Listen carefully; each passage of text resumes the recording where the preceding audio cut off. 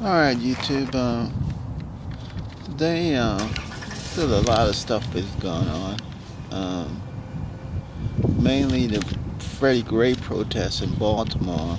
Um, it's like a lot of fallouts after that, after the protests and the riots. Okay, the main thing that I was watching the news. I think some protests jumped off in New York and in there's a big protest in New York and in D.C. I think it was. Um, but according to the news, um, the police they gave the people some warning. They say, hey, if because it was the largest protest, I guess a couple of a couple of thousand people. I guess I think that one in um, in New York. It's pretty large.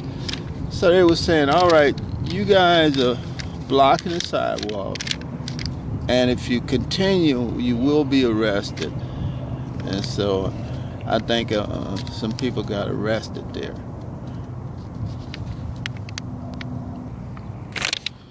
But it's one thing that a lot of people don't realize is that in this country is that the Constitution is there, but if you don't have the money to like get you a lawyer, know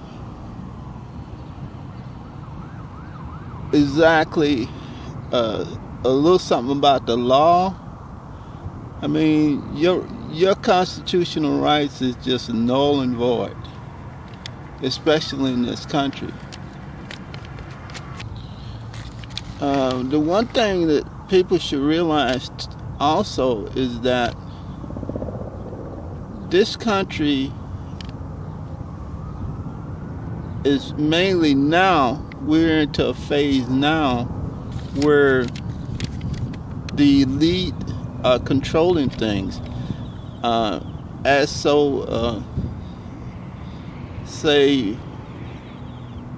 60 or 70 years ago, when the elite, the Nazis, really, Nazi fascism really took control in this country, with some of the leaderships of the people like Ford, and a couple more people that was the big business people that actually was into fascism, and I think they brought a lot of influence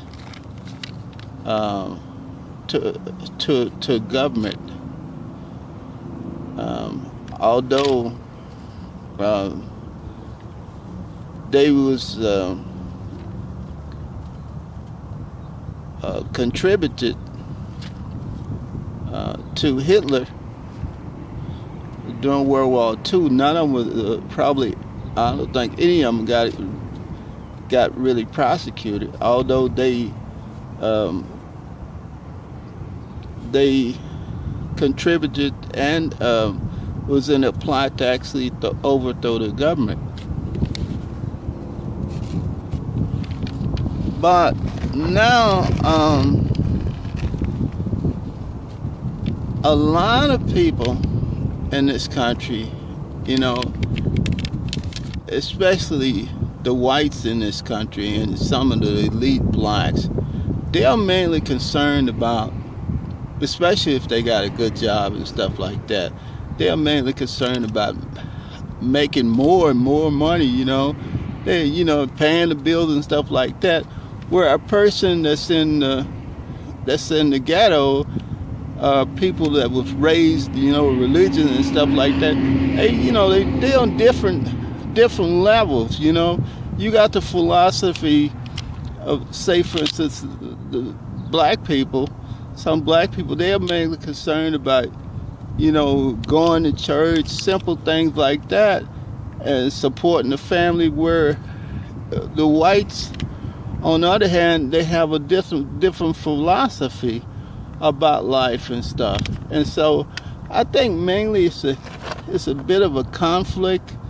That's where the conflict arises, like when different philosophies, especially the whites, they have different philosophy, and especially during the policing of certain neighborhoods. Now, you have a lot of whites that want to get off into the policing because they figured, hey, I'm going to make $50,000, $60,000 a year. I can, pay the rent on that. So a lot of them are going to get off into that.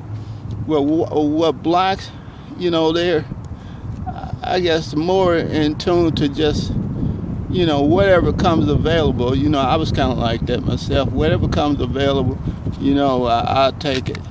With whites, they just search out a certain position, say, hey, I'm going to be a cop, and I'm going to make this amount of money, and then that's their whole life.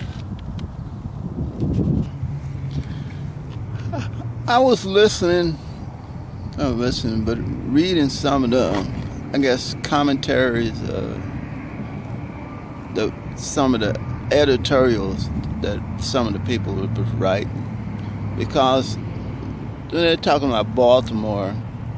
They're saying that, hey, Baltimore shouldn't be really a race problem there, because you got a black mayor, you got a black chief of police, and say, hey, what's the problem here? And they say also that a lot of the policemen there are black too. So it's like, well, it's not really a racial thing there.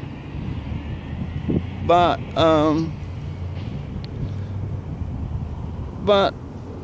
when you're dealing with different groups of people, different, I would say, social economics, because I'm hearing, stuff like Obama, he coming out and he calling these people thugs and stuff like that.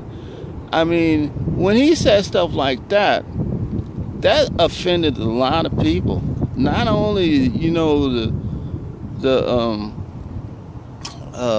young kids, but think of the negative influence that's going to have on the young kids too. I mean,